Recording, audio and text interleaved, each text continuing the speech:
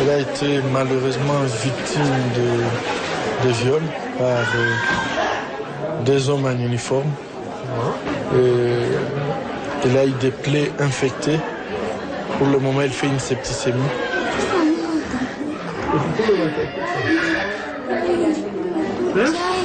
Elle a 8 ans tout juste. Et comme 40 000 autres femmes, elle a déjà vécu l'atroce.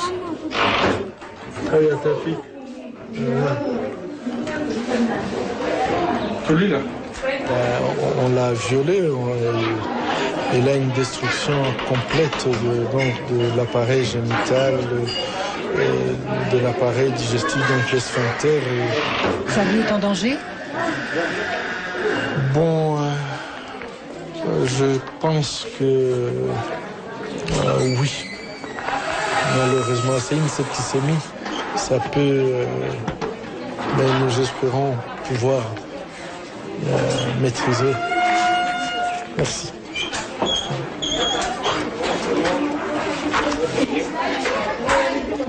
Au Kivu, on dit que le viol est devenu une arme de guerre qu'utilisent toutes les parties en présence.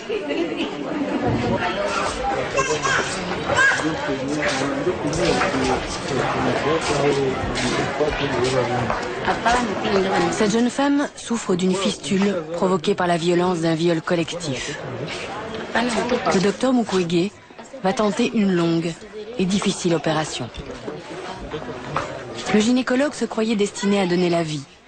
Mais aujourd'hui, son occupation principale est de rendre aux victimes féminité et dignité. Toutes acceptent bravement d'être filmées, malgré la honte qui s'attache à leurs conditions. Ça fait plus de 20 ans que je travaille dans la région. Donc c'est seulement il y a 4 ans que j'ai vu cette situation. Donc c'est une situation tout à fait nouvelle. Parce que les lésions que nous voyons, parfois on a du mal à pouvoir s'expliquer comment elles en sont arrivées là. Ce sont vraiment des lésions terribles pour les femmes sur tous les plans. Souvent à la sortie, elle me pose la question, qu'est-ce que je deviendrai?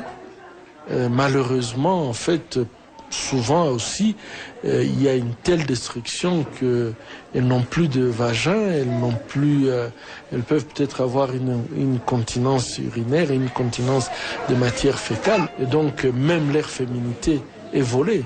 Et ça, définitivement.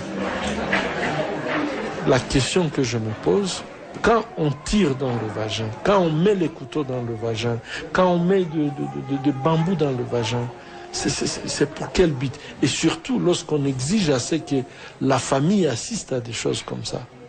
Je pense que, bon, il faudrait que quelqu'un, peut-être un sociologue qui peut mieux comprendre, puisse moi me faire comprendre, mais j'aimerais que quelqu'un m'explique pourquoi.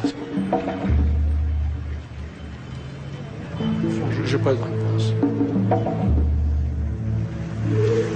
Les actes de barbarie commis récemment dans la capitale du Sud Kivu ont été commis par la rébellion du général Nkunda, clairement soutenue par le Rwanda voisin. Plus de 120 viols recensés en 2 semaines.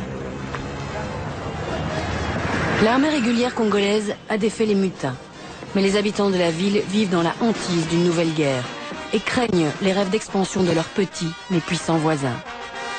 Tous les jeunes de la ville manifestent ce 26 septembre pour la paix. Dans ce climat de peur et de guerre larvée, des activistes anti-viol bravent les dangers en désignant les coupables connus. Pour cette femme-ci, elle a 70 ans. Son mari a été tué le jour du viol et elle a été violée le 20 juin par 2 militaires de Laurent Nkunda. Pour celle-ci, elle a 31 ans. Elle a été violée au mois de mai-juin de cette année. Donc, dans 2-6 de Nkunda. Ici, cette femme-là, elle a été violée 4 fois. Et la dernière fois, c'est le 19 septembre. Au centre Olamé, une institution catholique, on constate que si tous les groupes armés sont coupables de viol, certains le sont plus que d'autres. Tous les témoignages sont consignés soigneusement, que les coupables soient connus ou non. Allez, Cette adolescente a été pendant 1 an esclave sexuelle. Elle a été torturée et forcée de creuser sa tombe. Par bonheur, ces tortionnaires l'ont chassée juste avant la naissance de son bébé. Les coupables sont des Interamwe, des génocidaires rwandais réfugiés au Congo depuis 10 ans. Ils sont accusés de propager volontairement le sida. Aux femmes qu'ils martyrisent et qui ne leur ont rien fait, ils crient leur désir de vengeance. Elles ont des familles. Eux ne sont que d'éternels parias.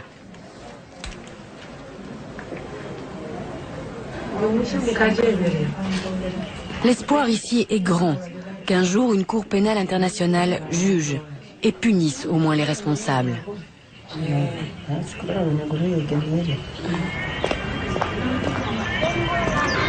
Au début du fléau, aucune femme n'osait raconter son histoire. Puis, des centres d'alerte et d'écoute comme celui-ci se sont petit à petit mis en place. Les langues se sont déliées, commençant à raconter l'horreur et à donner des détails. Le récit de cette jeune femme si belle et digne, malgré les blessures humiliantes dont elle porte les stigmates, est éclairant. Ces 8 violeurs sont d'anciens militaires hutus rwandais qui s'adonnent au Congo à de lucratives opérations.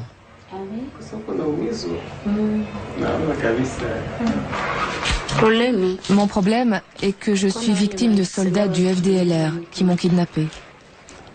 Des soldats du FDLR. Comment avez-vous su que c'était des ex-soldats rwandais? Je le sens à leur accent. Ils parlent quelle langue? Le rwandais. Expliquez-nous ce qui s'est passé réellement, parce que nous, on n'était pas là. Expliquez-nous leur brutalité, leur méchanceté. Que vous dire d'autre? Ils m'ont violée à plusieurs. Lorsque mon mari est revenu à la maison, il s'est demandé où j'étais partie. On lui a dit que les Interamwe étaient venus piller la maison et m'avaient emmenée. Avec ses amis, il m'a retrouvée. Il est arrivé tout juste au moment où le dernier des soldats venait de me violer. Ils avaient volé notre machette et ils l'ont utilisée pour mutiler mon mari, qui est resté invalide, à vie. Comment saviez-vous que le commandant s'appelle Maoro? On connaissait déjà leur nom avant, parce qu'ils écoulaient leur butin volé et leurs minerais au marché public. Les fiches, les dossiers constitués par toutes ces organisations d'appui aux femmes s'accumulent et commencent à livrer selon elles un début d'explication. Et c'est que les femmes expliquent que ces viols avec violence sont motivés par une volonté délibérée d'exterminer les populations congolaises à la longue, parce qu'on sait qu'ici chez nous, en Afrique, quand vous voulez atteindre un homme, les hommes disent quand vous voulez l'atteindre, vous passez par sa femme. Alors si on a voulu atteindre les hommes, on est passé par les femmes.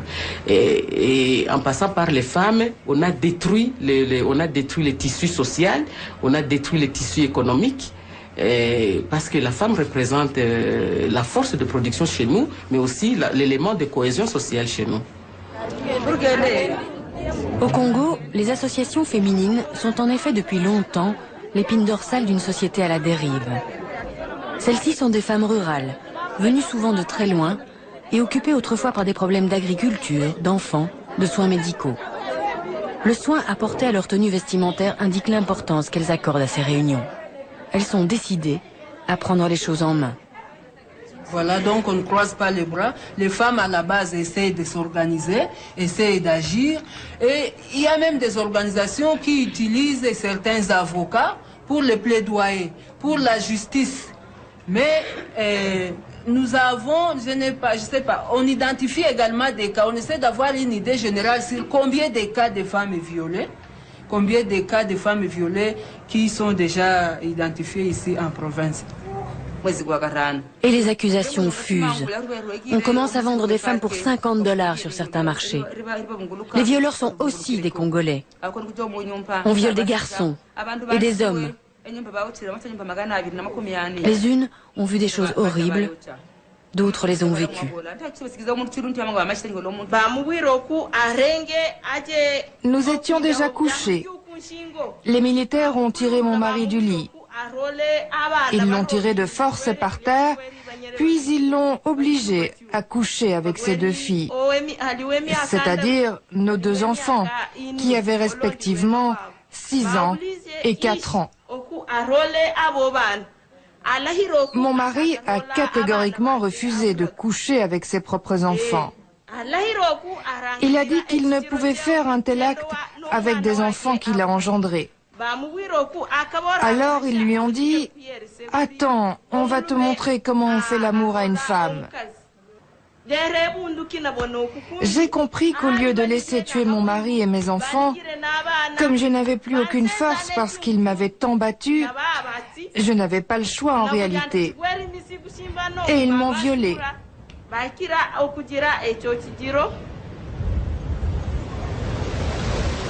Guylaine habite à côté de ces forêts où sont tapis les agresseurs. Ils opèrent presque toujours de la même manière. Soit ils descendent pour piller au hasard, soit des mouchards du village leur font savoir que l'un ou l'autre habitant a reçu quelques biens ou de l'argent. Elle cache d'un sourire la terreur qui ne la quitte plus. Mais sa voix ne trompe pas. Son mari, lui, ne l'a pas chassée, mais reste plongé dans une dépression profonde et ne travaille plus. Ils sont contournés la clôture parce qu'ils sont nombreux. De combien? Militaires. Plus de 30, 20. Parce qu'il y a les autres qui entrent dans la maison et les autres restent à l'extérieur et les autres gardent les voisins pour que les voisins ne puissent pas parler. Vous voyez qu'ils ont, j'ai dit qu'ils sont venus, ils ont passé, ils ont contourné la clôture, ils ont passé vers ici. Et vous saviez qui ils étaient? Vous saviez qui c'était? Il y a les militaires, tous étaient en uniforme. On ne peut pas savoir qui, si c'est les Mudundo, si c'est les Maïmaï, si c'est les Interahamwe, on ne sait pas. Mais ils parlaient les langues rwandaises.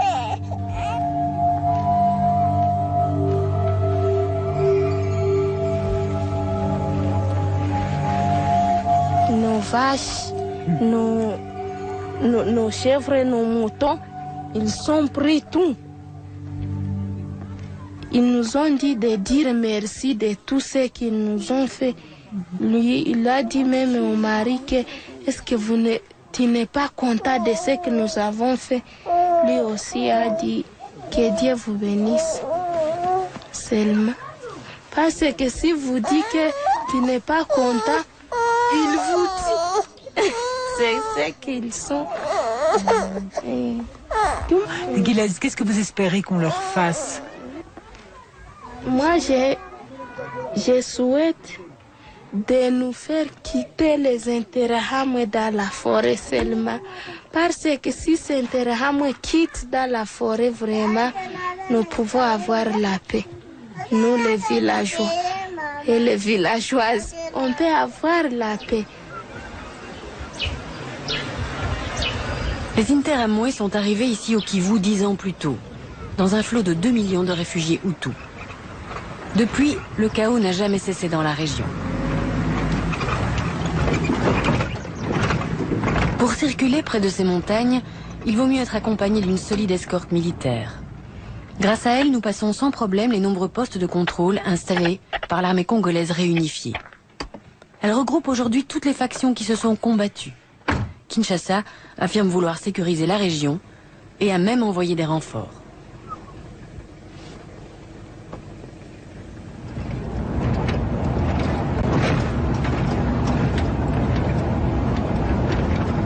Plus on s'approche des repères Interahamwe, plus les femmes sont en danger.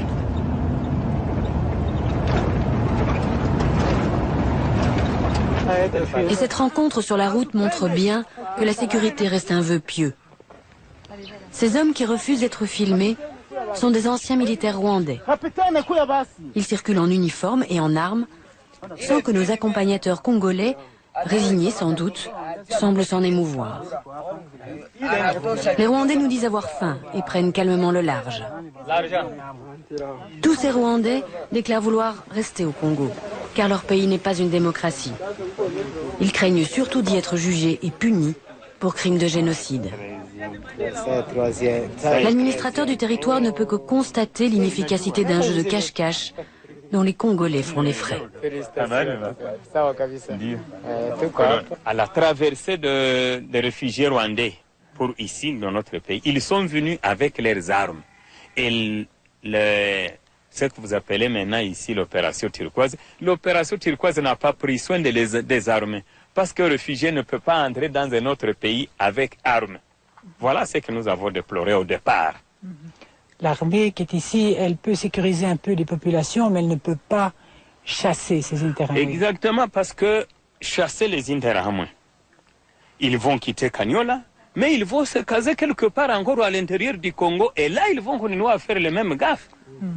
Pour autant qu'ils ne peuvent pas rentrer chez eux. Pour autant que la frontière, donc leur pays ne les accepte pas. Même si nous les chassons, ils vont où? Ils vont toujours rester faire des tours à l'intérieur du Congo.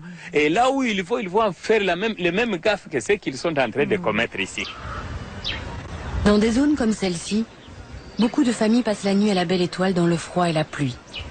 Et ne rentrent chez elles qu'au matin, quand les attaques sont plus rares.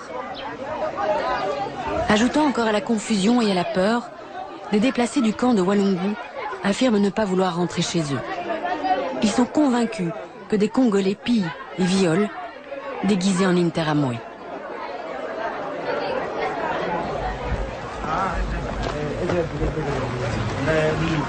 Des consignes strictes ont été données aux militaires congolais.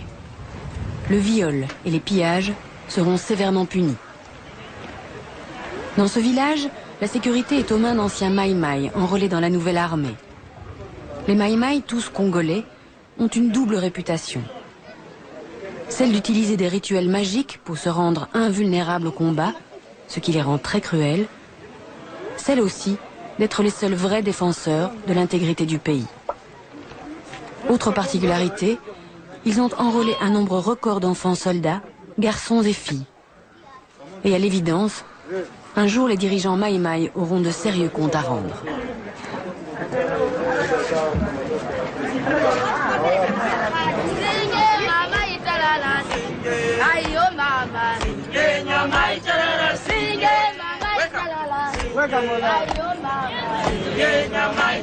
Dans son centre de Bukavu, Mouna Mourabazi a rendu à la vie civile plus de 600 jeunes venus de tous les groupes en conflit. Il pratique ici une véritable cure de désintoxication destinée à permettre le retour des jeunes dans leur famille, leur village. Mais leur réintégration ne va pas de soi.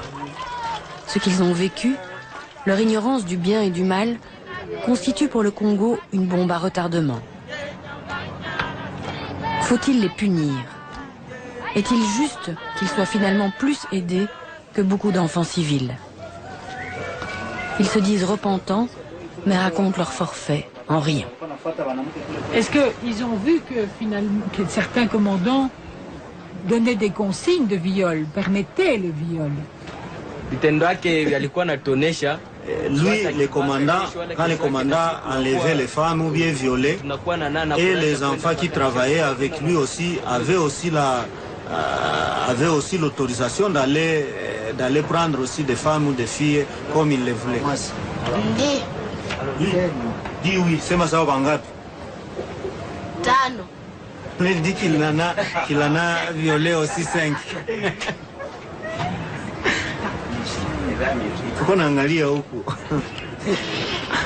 Elles avaient quel âge? Il dit qu'il n'était pas connaître l'âge, mais les filles étaient plus âgées et grandes que lui. Et comment elle se laissait faire?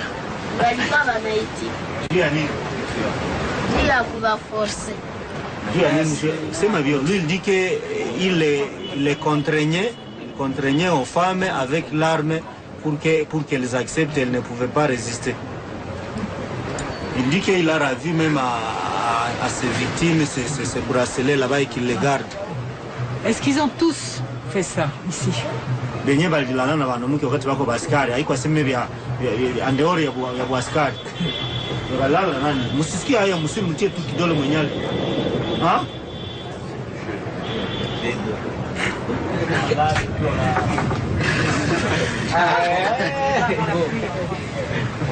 On était en train de se promener à la route et puis on rencontre la femme, quelqu'un ou bien une fille. On se force comment on peut faire la relation sexuelle avec elle. Et puis s'il refuse, on le tue directement. Et vous avez tué beaucoup de filles comme ça? Bon, ce n'est pas grave. Hein? Tu veux dire quoi? Bon, on avait tué quelqu'un. Combien de filles comme ça? Combien de filles? Hein? Même 3 filles qui ont refusé. Ils racontent en rien, mais c'est pas ça les rires. C'est parce que dans les groupes armés, on les a initiés à des choses comme étant un jet, comme s'ils étaient à un jet de foot. Nous les amenons à prendre conscience, à dire si c'était votre sœur, si c'était votre mère. Et d'ailleurs, parmi ces mêmes enfants, il y a ceux qui racontent qu'ils sont partis eux-mêmes dans les groupes armés parce qu'ils avaient vécu des situations là où leur mère ou leur sœur ont été violées dans les villages et ils croyaient qu'il allait se venger contre les commandants ou les groupes armés qui ont fait ça. Mais en arrivant là-bas, vu leur état d'immaturité, ils ont même été initiés à faire ce qu'ils dénonçaient avant d'aller dans les groupes armés. Beaucoup de régions congolaises sont plongées dans les mêmes affres. Perte de valeur, déstructuration, éclatement de la société. Au Kivu, on désigne le responsable, mais on se pose néanmoins des questions. Tout est arrivé du Rwanda. Et ça, je n'ai pas peur de le dire parce que les acteurs du génocide ont utilisé cette arme. Et à partir des conflits qui ont ravagé la République démocratique du Congo, ce sont ces mêmes gens qui ont pratiqué ça, qui ont continué à le faire et qui ont contaminé les Congolais. Parce que si vous remontez dans l'histoire, ça n'a pas existé. Il y a 20 ans, ça n'a pas existé. Alors, nous disons, ce sont les pays voisins qui ont contaminé, ce sont les gens des pays voisins qui ont contaminé les Congolais. C'est vraiment quelque chose d'horrible. Vraiment, si cette barbarie n'est pas éradiquée, dans 10 ans, nous pensons que la société congolaise, particulièrement ici à l'Est, ne va plus exister.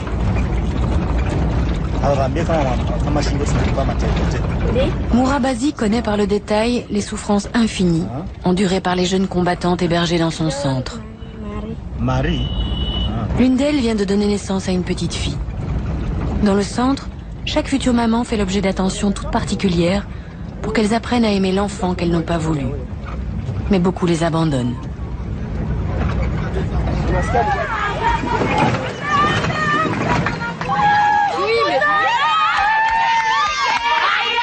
À leur retour de maternité, les bébés et leur maman sont accueillis comme le veut la tradition villageoise. Mais c'était dans une autre vie, dans d'autres temps.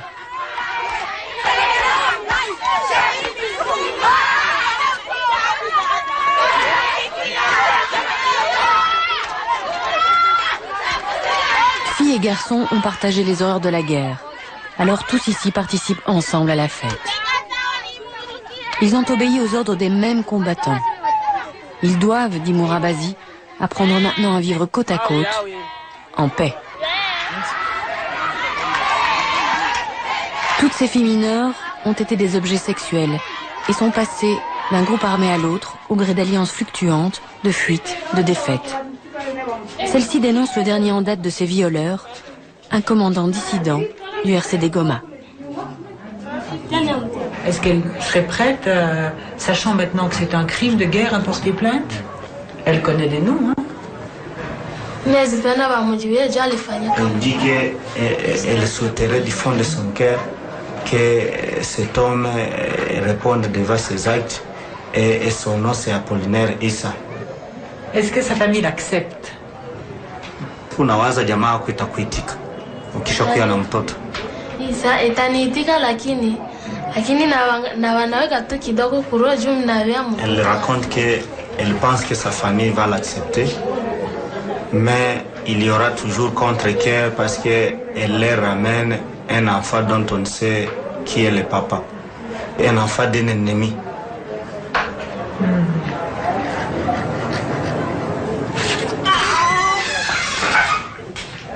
Pourquoi elle appelle son petit garçon Audace? Du courage, Mourabazi en a lui à revendre. Grâce à tous ces témoignages, il a accumulé une somme d'informations explosives, mettant en cause des militaires de toutes les formations jusqu'au plus haut niveau de leur hiérarchie. Une initiative, on le devine, qui n'est pas sans danger. Il a consigné des milliers de noms et de faits dont on pourrait imaginer qu'il les communique aux autorités congolaises.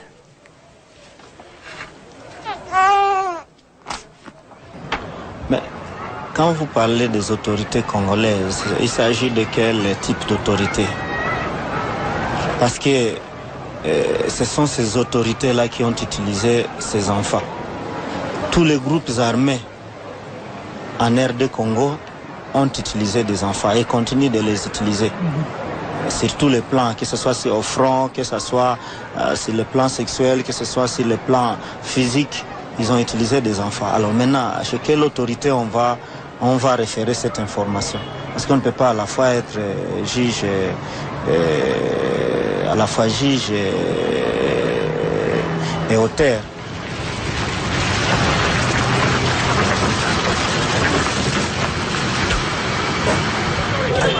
L'une des autorités congolaises les plus embarrassées par les questions que nous pourrions nous poser à propos d'impunité est le procureur général de Bukavu.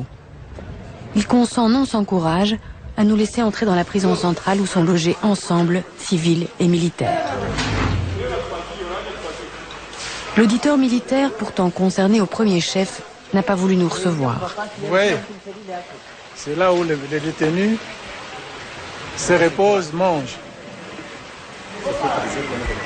Avant la rébellion de Mkunda en juin 2004, 17 violeurs avérés attendaient ici l'arrivée de juges toujours en rade à Kinshasa.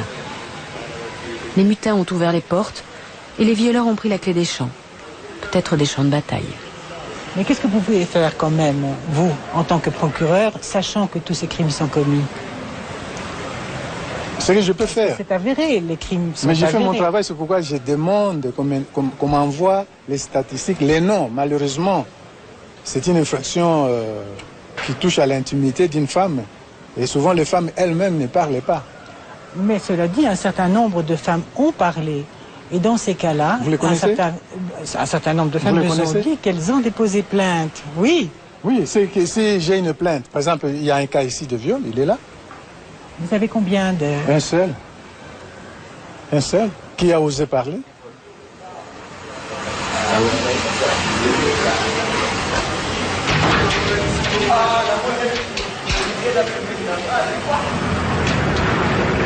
L'insécurité règne encore à Bukavu et ceux qui dénoncent tous les crimes de guerre commis au Kivu, y compris les viols, risquent leur vie.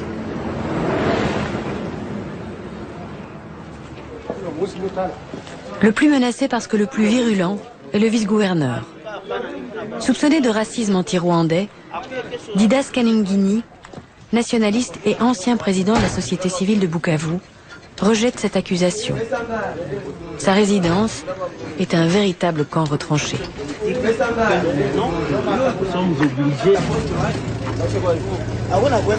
Nous recevons par jour une vingtaine de coups de fil anonymes, des gens qui nous en veulent la mort. Ça signifie que c'est très sérieux. Bon. C'est tellement sérieux que ces enfants quittent tous les soirs la résidence pour loger dans un lieu plus sûr. Il faut dire que le vice-gouverneur a décidé de ne pas se laisser intimider. Nous avons un appareil judiciaire qui souffre de beaucoup de maux, la concussion, le trafic d'influence, la corruption, ainsi de suite. Et donc, il nous faut pour nous former une justice qui puisse se mettre à la hauteur des responsabilités qui sont dénoncées. Le grand problème, c'est l'impunité, parce que vous avez des gens qui occupent des positions très très élevées et qui ont commis de graves cas de violation des droits de l'homme. Je pense qu'il faut une cour spéciale pour le Congo, parce que il n'y a pas de défaite. Vous voyez un tribunal comme le type d'Arusha, on prend les gens, on les amène là-bas. Mais chez nous ici, les acteurs et les auteurs sont au pouvoir. Donc il faut une cour où tout citoyen peut aller dire non, non, le type là, même s'il est au pouvoir, c'est celui qui m'a fait du tort. Et moi je crois que c'est ça qu'il faut pour le Congo.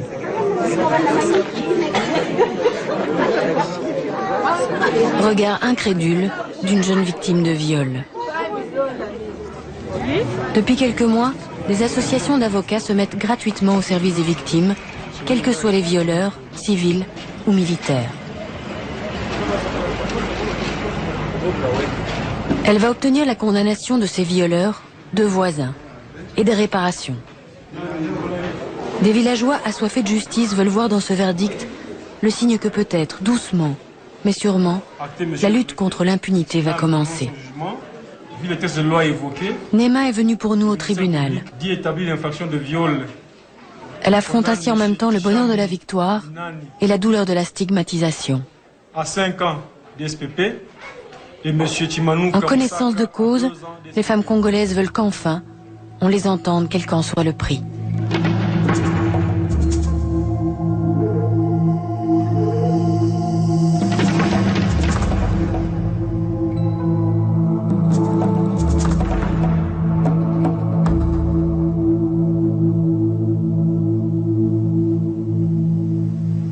Alors on vient d'évoquer le problème de l'impunité des auteurs, le fait que ces femmes doivent être soignées physiquement et moralement, et ce sont précisément les objectifs de cette campagne d'Amnesty International que j'évoquais tout à l'heure. Avec nous, le directeur d'Amnesty Belgique, Philippe Hensman, bonsoir. Bonsoir. Alors on vient de parler des violences contre les femmes lors de conflits armés, mais la campagne, elle couvre, si je peux dire, toutes les formes de violence. Oui, il faut savoir que rien qu'en Europe, par exemple, la violence domestique est la première cause de mortalité chez les femmes de moins de 40 ans, donc dans l'Union européenne. Ça montre l'ampleur du phénomène. Et un autre chiffre, en Belgique, 7 viols déclarés par jour. Donc ça montre combien c'est un problème important et qu'il faut prendre à bras le corps. Alors effectivement, on a voulu s'attaquer à ce problème, à la fois dans les conflits armés, mais aussi, je dirais, dans le cadre de la vie privée, si on veut, et de rappeler, d'essayer de faire passer le message comme quoi les droits humains, ça se respecte à l'intérieur du cercle familial aussi, et qu'il y a une série de mesures qui doivent être prises, que ce soit du côté des gouvernements, mais aussi, je dirais, au niveau de l'engagement personnel, au niveau de chacun qui doit faire un effort, qu'on soit un homme ou une femme, pour aider à changer la situation. Alors ça, on va y revenir, mais si vous avez mis la violence contre les femmes au centre d'une campagne d'Amnesty, est-ce que c'est parce que le phénomène est particulièrement criant maintenant et qu'il est amplifié ou... Il est particulièrement criant, et il est clair que dans les situations comme celle qu'on voit au Congo ou au Soudan, où le viol a été aussi utilisé comme arme de guerre de façon assez systématique, c'est clair qu'on a assisté à une dégradation de la situation et que tous les rapports convergent pour dire il est vraiment temps de bouger. C'est aussi une question, je dirais, de possibilité. C'est valable aussi sur la violence familiale. C'est valable sur la violence familiale. Donc je regardais donc les statistiques de viol en Belgique, elles ont augmenté d'année en année. Alors, vous ne demandez pas de sous. Non. Vous demandez... On en demande toujours un petit peu. Oui, mais enfin, je dis... C'est pas l'objectif principal. Vous demandez des lettres de soutien. Voilà, exactement. Et donc, nous sortons tout au long de cette campagne qui va durer plusieurs années des rapports comme celui qu'on a vu ici, mais aussi nous faisons des propositions d'engagement concret des gens en disant je veux soutenir la campagne, voilà ce que je m'engage à faire de mon côté.